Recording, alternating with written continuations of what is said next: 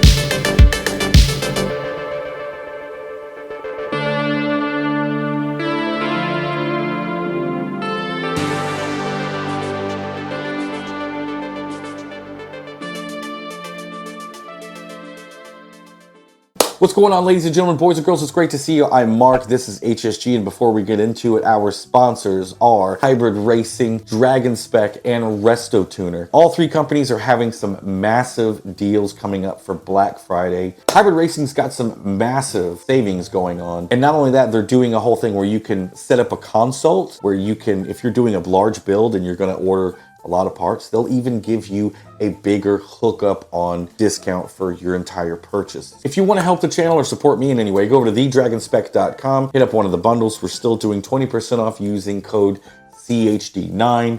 Please go help me out. You know what I'm saying? I got cars to build. Last but not least is Resto Tuner. On the 27th, they're going to be starting their sale all the way up to 30% off. If you don't know about Resto Tuner, they do a lot of decals, bolts, taillight gaskets for JDM cars, not just Hondas, but Toyotas, Nissans, all kinds of stuff. Without further ado, let's get into the video.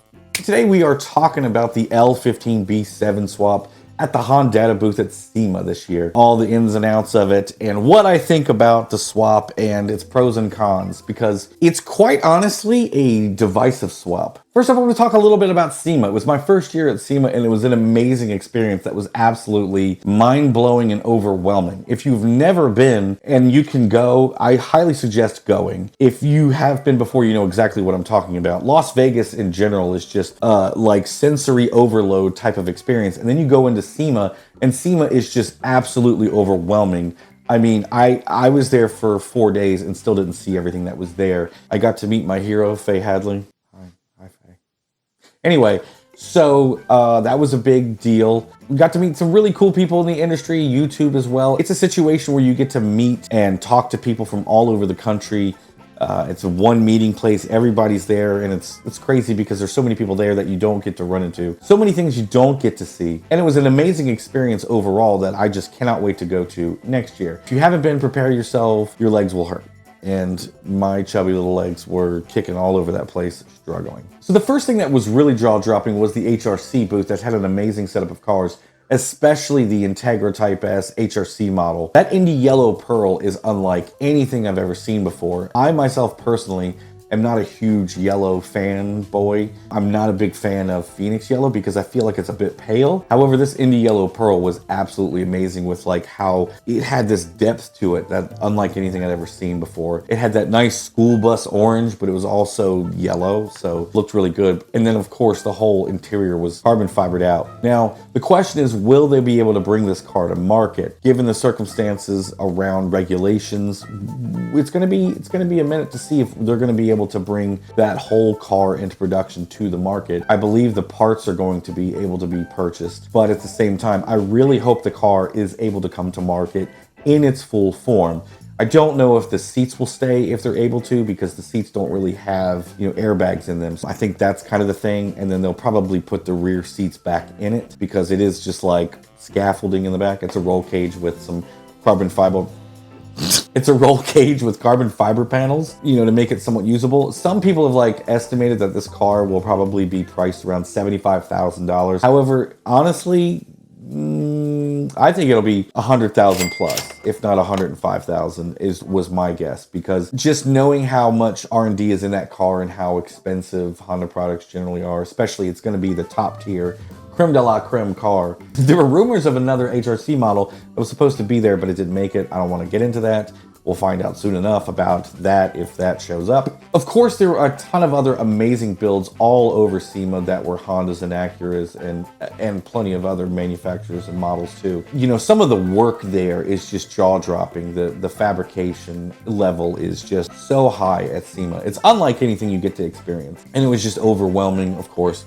But really the talk of the town of the day was the L15B7 swapped Integra at the Honda booth. Now, let's get into this guy. All right, the L15B7 swap, the elephant in the room, the divisive swap that is. Let's talk about this. So, is the L15B swap the future? I think it is. Is it going to be the future tomorrow?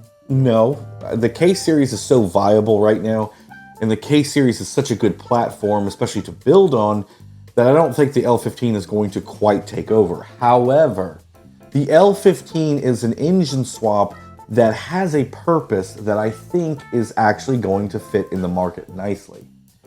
The place that I think it's going to fit into is it's going to save some other chassis that I think are worth saving. The Honda Element or the TSX or the Fit or some of the other chassis that Honda files really love. I think it'll help keep it around because I believe that the L15 swap with a CVT will be a thing. I think that that will be a thing. And as far as an engine that is a good package that fits, that is good power out of the box, I think the L15 has a ton of potential to be a perfect daily swap. In all honesty, I think it'll replace the B20, if that makes sense. I think that the L15B7 swap has a place as far as, you know, just put a stock motor in the car and keep it streetable, keep it around town. Obviously, the L15 engine has some serious shortcomings when it comes to building it, and I don't think it's the greatest build platform altogether.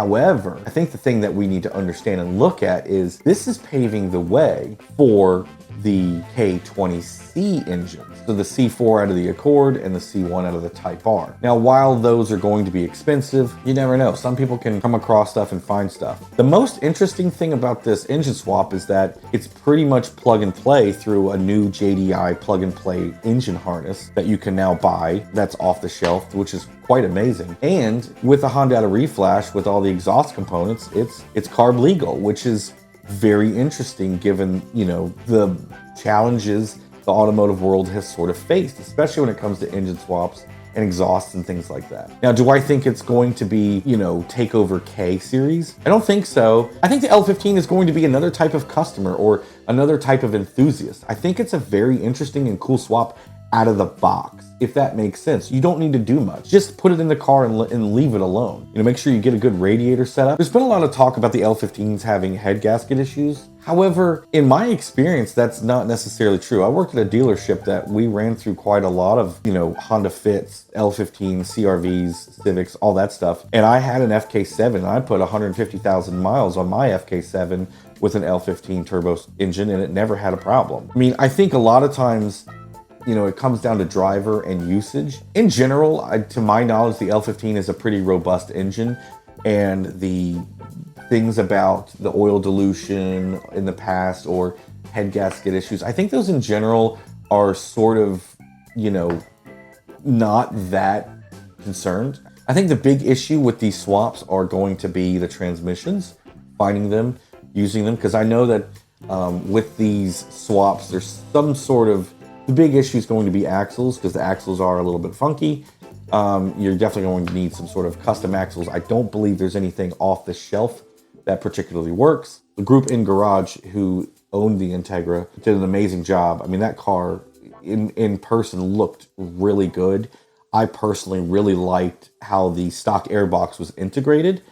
And as far as doing a swap, it's pretty straightforward. Now, fitting one of these engines into an EG or EK is quite tough because of the height of the engine, but to my knowledge, it fits in the DC2 pretty well. And it looked great, in my opinion. Honestly, I know there's a lot of people that are not fans of this engine. I'll be honest with you, I'll do one. You know, if I find the right chassis to put one of these Mojers into, I'll do one for sure. I really hope Brian over at Hotsport can kind of get all the applications for it there, like for the Element or the TSX or the second gen Insight or the Fits. I think the L15 is great for those chassis and will save those chassis instead of them just going to the junkyards and getting crushed or whatever. I love the Honda Element, and everybody has the same complaint about the Honda Element. It's kind of underpowered. Some people, you know, can a K24A2 swap it, but they still kind of claim that they have to over rev it and thrash it a bit, and the L15 would be perfect for that chassis. So with all that being said, I'm going to pass this off to you guys. What do you guys think in the comments section? Go ahead and roast it. Tell me how stupid I am, and everybody that does an L15 swap is stupid. We're ready for it.